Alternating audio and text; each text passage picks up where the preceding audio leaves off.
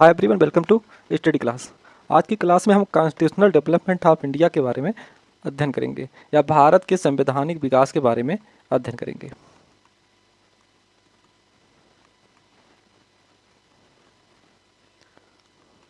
और संवैधानिक विकास के अंतर्गत आज हम इंडियन काउंसिल एक्ट के बारे में अध्ययन करेंगे और देखेंगे इंडियन काउंसिल एक्ट में कौन कौन से प्रावधान किए गए। तो इंडियन काउंसिल एक्ट देखा जाए 3 काउंसिल एक्ट लाए गए थे।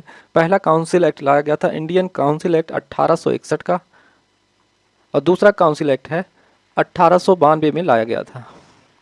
तो दूसरा काउंसिल एक्ट 1892 में लाया गया था और तीसरा काउंसिल एक्ट 1909 में लाया गया था। 1909 के इंडियन काउंसिल एक्ट को मार्ले मिंटो सुधार के नाम से जाना जाता है। इसे मार्ले मिंटो सुधार के नाम से जाना जाता है इंडियन काउंसिल एक्ट 1909 को। तो सबसे पहले हम देखेंगे इंडियन काउंसिल एक्ट 1861 के बारे में, फिर हम इंडियन काउंसिल एक्ट 1892 के बारे में अध्ययन करेंगे, फिर इंडियन काउंसिल एक्ट 1909 के बारे में अध्ययन करेंगे। तो सबसे पहले हम देखेंगे इंडियन काउंसिल एक्ट 1861 में कौन कौन से प्रावधान किए गए, इसके बारे में अध्ययन करेंगे। यदि देखा जाए इंडियन काउंसिल एक्ट 1861 जब लाया गया उस समय भारत का वायसराय या गवर्नर कौन था? लॉर्ड कैनिंग था। तो इसके शासन में यह एक्ट लाया गया 1861 का। तो सबसे पहले हम देखेंगे 1861 में कौन कौन से प्रावधान किए जाते हैं। तो इसके अंतर्गत देखा जाए जो सबसे पहला प्रावधान किया गया कि भारतीय परिषद अधिनियम 1861 ने भारतीयों को विधान परिषदों में प्रवेश की अनुमति दे दी। तो इस एक्ट के अंतर्गत पहली बार विधान परिषद में भारतीयों को शामिल किया गया 1861 के इंडियन काउंसिल एक्ट के माध्यम से। इसको हम समझते हैं थोड़ा। यदि देखा जाए भारत का जो ईस्ट इंडिया कंपनी था उसका प्रशासन भारत में किसके माध्यम से चलाया जा रहा था? गवर्नर के माध्यम से भारत में कंपनी का प्रशासन चलाया जा रहा था। तो कंपनी का प्रशासन भारत में गवर्नर के माध्यम से चलाया जा रहा था, या जिसे वायसराय कहा गया 1858 के भारत शासन अधिनियम के माध्यम से। और गवर्नर की सलाह के लिए एक काउंसिल हुआ करती थी। तो गवर्नर की सलाह के लिए एक काउंसिल का गठन किया गया था कब? 1773 में। तो गवर्नर की सलाह के लिए एक काउंसिल हुआ करती थी जिसका गठन कब किया गया था? 1773 के रेगुलेटिंग एक्ट के माध्यम से किया गया था। फिर जिसे कहा गया गवर्नर जनरल की कार्यकारी परिषद या गवर्नर जनरल की परिषद कहा जाता था इस काउंसिल को। फिर 1853 का जब चार्टर एक्ट लाया जाता है, 1853 के चार्टर एक्ट के माध्यम से कहा गया कि जो गवर्नर जनरल की काउंसिल है उसमें कार्यकारी परिषद या एग्जीक्यूटिव काउंसिल और विधायी परिषद को अलग कर दिया गया। तो इस एक्ट के माध्यम से 1853 के चार्टर के माध्यम से कहा गया कि कार्यकारी और विधायी परिषद को अलग किया गया इस एक्ट के माध्यम से। और कार्यकारी परिषद में कुल 6 मेंबर थे और विधायी परिषद में इस एक्ट के माध्यम से 1853 के एक्ट के माध्यम से 6 एडिशनल मेंबर जोड़ा गया। तो विधायी परिषद में 6 एडिशनल मेंबर जोड़ा जाता है 1853 के चार्टर एक्ट के माध्यम से। और कार्यकारी परिषद में कुल 6 मेंबर थे जिसमें एक गवर्नर जनरल हुआ करता था और सेना प्रमुख हुआ करता था और 4 अतिरिक्त मेंबर थे। और जब गवर्नर जनरल कोई विधायी कार्य करता था इन विधायी परिषद को शामिल किया जाता था विधायी कार्यों में। फिर जब 1861 का इंडियन काउंसिल एक्ट लाया जाएगा इसके माध्यम से क्या किया गया, जो 6 संख्या निर्धारित की गई थी, 6 मेंबर थे इस विधायी परिषद में, अब कहा गया कि मिनिमम 6 मेंबर होंगे और मैक्सिमम कितने मेंबर हो सकते हैं इस एक्ट के माध्यम से? 12 मेंबर हो सकते हैं इस विधायी परिषद में। तो इस एक्ट के माध्यम से संख्या निर्धारित की गई विधायी परिषद में कि मिनिमम 6 सदस्य होंगे और मैक्सिमम कितने सदस्य हो सकते हैं? 12 सदस्य हो सकते हैं। और यह शर्त रखी गई इस एक्ट के माध्यम से कि जो भी सदस्य होंगे इसमें आधे सदस्य 1/2 सदस्य क्या होंगे? गैर सरकारी सदस्य होंगे। तो 1/2 सदस्य गैर सरकारी सदस्य होंगे। और गैर सरकारी सदस्य में क्या है कि वह भारतीय हो सकते हैं या ब्रिटिश हो सकते हैं। तो पहले क्या था, इस काउंसिल में केवल ऑफिशियल मेंबर शामिल किए जाते थे, लेकिन 1861 के माध्यम से क्या किया गया कि अब आधे सदस्य क्या हो सकते हैं, गैर सरकारी सदस्य हो सकते हैं, जिसमें भारतीय भी हो सकते हैं और ब्रिटिश भी हो सकते हैं। तो इस एक्ट के माध्यम से क्या किया गया, जो गवर्नर जनरल की काउंसिल थी जिसमें विधायी परिषद था, विधायी परिषद में संख्या निर्धारित की गई सदस्यों की, जिसमें मिनिमम कितने सदस्य हो सकते हैं, 6 सदस्य हो सकते हैं, और मैक्सिमम कितने सदस्य हो सकते हैं, 12 सदस्य इस काउंसिल में हो सकते हैं। अगला प्रावधान क्या किया जाता है इस एक्ट के माध्यम से कि मद्रास और बॉम्बे प्रेसिडेंसियों को शक्तियां बहाल की गई और नई विधायी परिषद भी स्थापित की गई। तो जब 1833 के चार्टर एक्ट में हमने देखा कि 1833 का जब चार्टर एक्ट लाया गया था, जैसे यहाँ बम्बई प्रांत है और यहाँ है मद्रास प्रांत और यहाँ है बंगाल प्रांत। बंगाल के गवर्नर जनरल को भारत का गवर्नर जनरल बना दिया जाता है, बंगाल के गवर्नर को जनरल को भारत का गवर्नर जनरल बना दिया गया। जब इसको भारत का गवर्नर जनरल बनाया गया तो इस एक्ट के माध्यम से क्या किया गया, जो बम्बई प्रांत है और मद्रास प्रांत की विधायी शक्तियां छीन ली गई या किसमें निहित कर दी गई, भारत के गवर्नर जनरल के अंतर्गत। लेकिन 1861 के माध्यम से क्या किया गया, जो शक्तियां छीनी गई थीं बम्बई और मद्रास प्रांत की, उनको विधायी शक्तियां वापस कर दी जाती हैं 1861 के माध्यम से, और गवर्नर जनरल या भारत के वायसराय को अनुमति दी जाती है कि अन्य प्रांतों, जैसे यहाँ पंजाब प्रांत है, अन्य प्रांतों में क्या कर सकता है, विधायी परिषद का गठन कर सकता है। कौन, गवर्नर जनरल या वायसराय विधायी परिषद का गठन कर सकता है। और जो भी गैर सरकारी सदस्य शामिल होंगे वह किसके द्वारा नॉमिनेट होंगे, वह होगा वायसराय या गवर्नर के माध्यम से नॉमिनेट होंगे। और इस दिशा में क्या किया गया, वायसराय द्वारा या लॉर्ड कैनिंग द्वारा 3 भारतीयों को शामिल किया गया इस एक्ट के माध्यम। इस दिशा में 1862 में क्या किया गया, और जिसमें वायसराय लॉर्ड कैनिंग द्वारा 3 भारतीयों को अतिरिक्त सदस्य के रूप में नामित किया गया, जिसमें बनारस के राजा थे, पटियाला के महाराजा और सर दिनकर राव को शामिल किया गया, जो विधायी परिषद थी गवर्नर जनरल की या वायसराय की। तो इस एक्ट के माध्यम से 3 भारतीयों को शामिल किया जाता है विधायी परिषद में। और अगला प्रावधान क्या किया गया इस एक्ट के माध्यम से कि इस अधिनियम द्वारा पोर्टफोलियो प्रणाली की शुरुआत की गई और कार्यकारी परिषदों की ताकत बढ़ाई गई। इस एक्ट के माध्यम से क्या किया गया, गवर्नर जनरल द्वारा या लॉर्ड कैनिंग के माध्यम से कि विभागीय प्रणाली की शुरुआत की गई, या कैबिनेट स्तर के कैबिनेट मंत्रियों की शुरुआत की गई। अर्थात जैसे रेवेन्यू मामले अलग कर दिए गए, इनका एक विभाग बनाया गया, मिलिट्री विभाग बनाया गया और एजुकेशन विभाग बनाया गया। इस प्रकार पोर्टफोलियो की शुरुआत होती है, विभागीय प्रणाली की शुरुआत होती है इस एक्ट के माध्यम से। वर्तमान में जिस प्रकार देखा जाता है कैबिनेट स्तर के मंत्री होते हैं, उसी प्रकार 1861 में शुरुआत की जाती है विभागीय प्रणाली की। और अगला प्रावधान किया गया 1861 के माध्यम से कि आपातकाल के दौरान परिषद की सहमति के बिना वायसराय द्वारा अध्यादेश जारी किया जा सकता है। तो जो परिषद है उसकी सलाह के बिना भी क्या कर सकता है, वायसराय अध्यादेश जारी कर सकता है, और उस अध्यादेश की अवधि कितनी हो सकती है, 6 महीने हो सकती है। तो अब तक हमने देखा इंडियन काउंसिल एक्ट 1861 के बारे में देखा, और इसके माध्यम से समझा कि 1861 में कौन कौन से प्रावधान किए गए, जिसमें क्या किया गया, पहली बार विधायी परिषद में भारतीयों को शामिल किया जाता है और मद्रास और बॉम्बे प्रेसिडेंसी की शक्तियों को बहाल कर दी जाती हैं, अर्थात विकेंद्रीकरण की शुरुआत होती है इस एक्ट के माध्यम से। और लॉर्ड कैनिंग द्वारा इस दिशा में 3 भारतीयों को शामिल किया गया विधायी परिषद में, जिसमें बनारस के राजा, पटियाला के महाराजा और सर दिनकर राव। और इस एक्ट के माध्यम से कैबिनेट की शुरुआत होती है, पोर्टफोलियो की शुरुआत होती है या विभागीय प्रणाली की शुरुआत होती है इस एक्ट के माध्यम से। और अगला प्रावधान किया गया कि आपातकाल के दौरान परिषद के सहमति के बिना वायसराय या गवर्नर क्या कर सकता है, अध्यादेश जारी कर सकता है। तो अब तक हमने 1861 के एक्ट के बारे में समझा और देखा कि 1861 में कौन कौन से प्रावधान किए गए इसके बारे में समझा।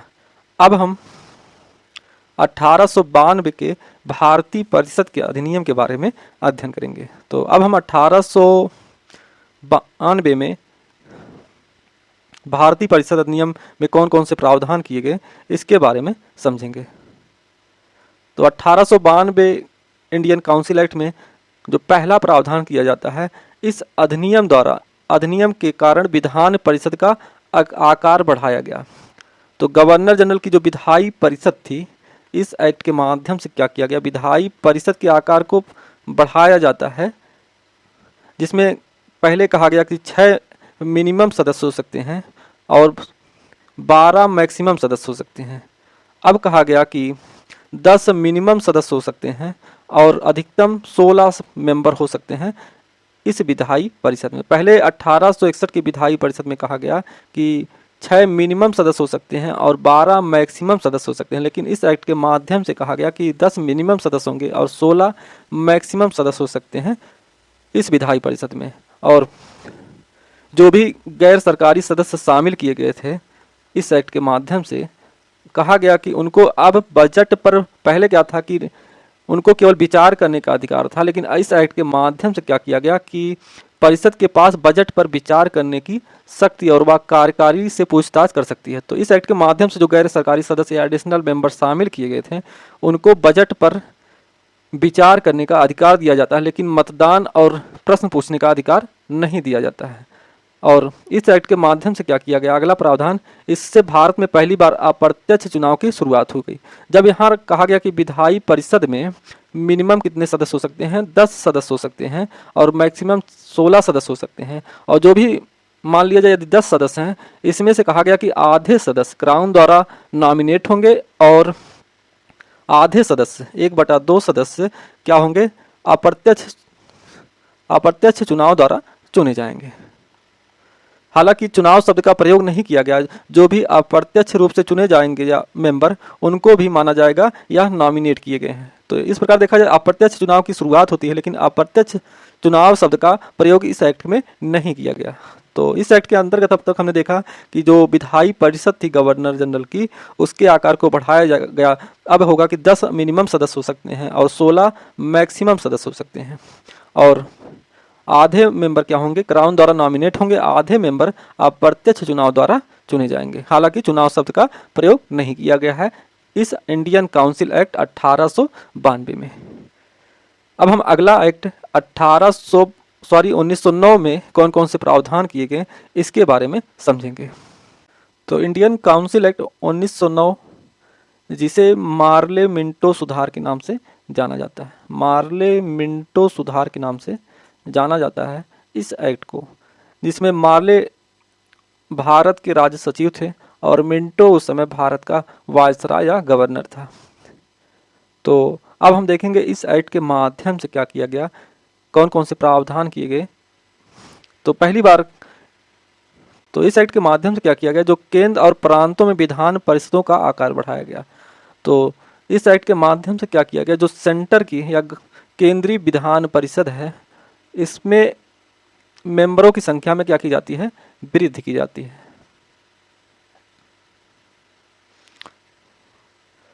तो इस एक्ट के माध्यम से क्या किया गया, जो परिषद हुआ करती थी, सेंटर या केंद्रीय परिषद हुआ करती थी, उसके आकार में वृद्धि की जाती है।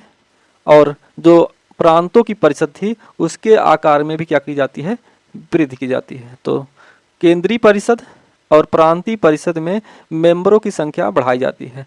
केंद्रीय परिषद में क्या कहा गया कि जो पहले मैक्सिमम 16 मेंबर हुआ करते थे, अधिकतम 16 मेंबर, अब उनकी संख्या कितनी कर दी गई, 60 मेंबर। तो जो परिषद अर्थात विधायी परिषद थी, विधायी परिषद में क्या किया गया, अब 60 उनकी संख्या कितनी बढ़ा दी गई, 60 कर दी गई। और कार्यकारी परिषद में कुल कितने मेंबर थे, 9 मेंबर थे। तो कुल मिला के देखा जाए 69 मेंबर हो गए इस शाही परिषद में, या गवर्नर जनरल की परिषद में कुल कितने मेंबर हो गए, 69 या 69 मेंबर हो गए, जिसमें कार्यकारी परिषद में 9 थे और विधायी परिषद में 60 थे।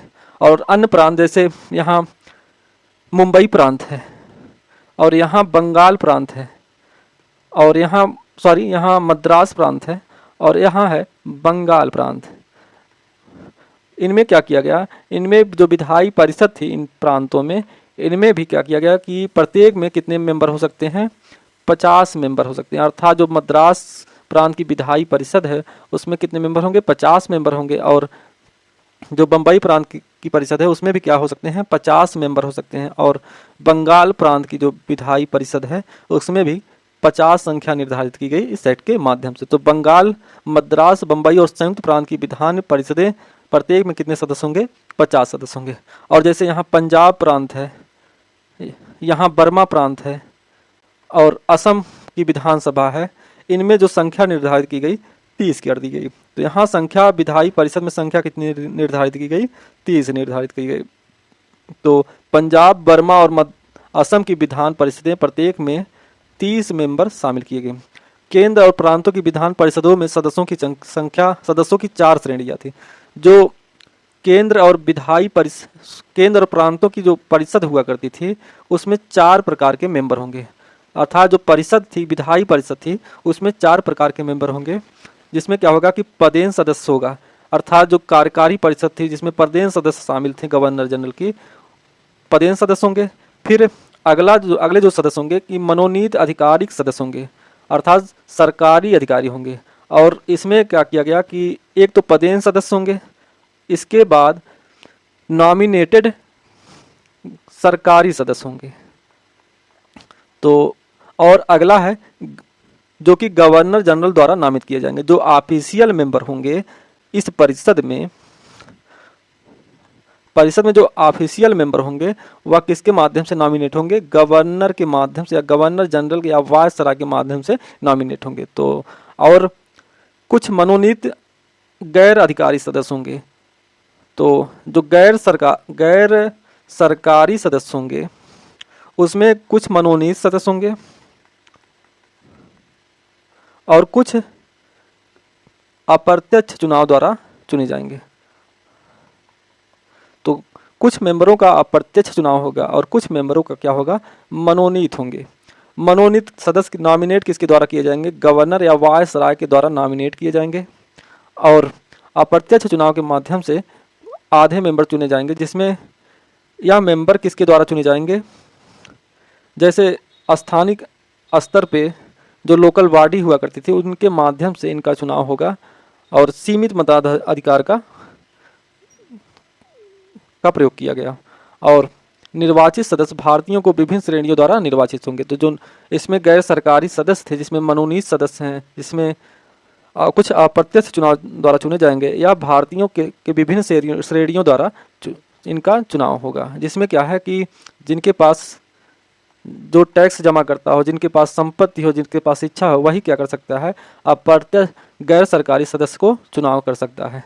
और इस एक्ट के माध्यम से क्या किया गया कि इसमें मुसलमानों के लिए अलग पृथक निर्वाचन की बात की गई। तो इस एक्ट के माध्यम से पृथक निर्वाचन की बात की जाती है मुस्लिमों के लिए। और पृथक निर्वाचन क्या है कि मान लिया जाए एक क्षेत्र है जिसमें कुछ हिंदू आबादी रहती है और कुछ मुस्लिम आबादी रहती है। तो इस क्षेत्र में मान लिया जाए कुछ मुस्लिम आबादी है और कुछ हिंदू आबादी है। तो सेपरेट इलेक्शन के तहत या पृथक निर्वाचन के माध्यम से कहा गया कि इस क्षेत्र में जो कैंडिडेट होगा, प्रत्याशी होगा, वह मुस्लिम होगा और इसको वोट देने वाला जो मतदाता होगा वो भी क्या होगा, मुस्लिम होगा। अर्थात इस क्षेत्र में हिंदू वोट नहीं दे सकते इस सदस्य को। तो किसी क्षेत्र में मुस्लिम प्रत्याशी होगा और मतदाता कौन होगा, मुस्लिम होगा। यही क्या था, पृथक निर्वाचन था। और इस एक्ट के माध्यम से क्या किया गया, पहले क्या था कि सदस्य बजट पर चर्चा कर सकते हैं और प्रस्ताव पेश कर सकते हैं। वे जनहित के मुद्दों पर भी चर्चा कर सकते हैं। तो बजट पर बहस, पहले केवल विचार करने का अधिकार था, अब उस पर बहस कर सकते हैं, प्रश्न भी पूछ सकते हैं और पूरक प्रश्न पूछने का अधिकार दिया गया। हालांकि 1892 में पूरक प्रश्न पूछने का अधिकार नहीं था। और पहली बार क्या किया गया, जो गवर्नर जनरल की कार्यकारी परिषद थी उसमें पहली बार भारतीय को शामिल किया गया। एक भारतीय को शामिल किया गया, वह भारतीय कौन था, सत्येंद्र पी सिन्हा थे। तो हमने 1861 के एक्ट के माध्यम से देखा जो गवर्नर जनरल की एक कार्यकारी परिषद थी और एक विधायी परिषद थी। तो विधायी परिषद में क्या किया गया, पहली बार भारतीयों को शामिल किया गया, लेकिन कार्यकारी परिषद में अब तक कोई भारतीय नहीं शामिल था। और 1909 के भारत परिषद अधिनियम के माध्यम से पहली बार क्या किया गया, किसी भारतीय को शामिल किया गया, और वह भारतीय कौन था, सत्येंद्र पी सिन्हा। तो सत्येंद्र पी सिन्हा को गवर्नर जनरल की कार्यकारी परिषद में पहली बार शामिल किया गया। तो आज हमने इंडियन काउंसिल एक्ट 1861, 1892 और 1909 के बारे में अध्ययन किया। तो आज की क्लास हम बस यहीं समाप्त करते हैं। तब तक के लिए धन्यवाद।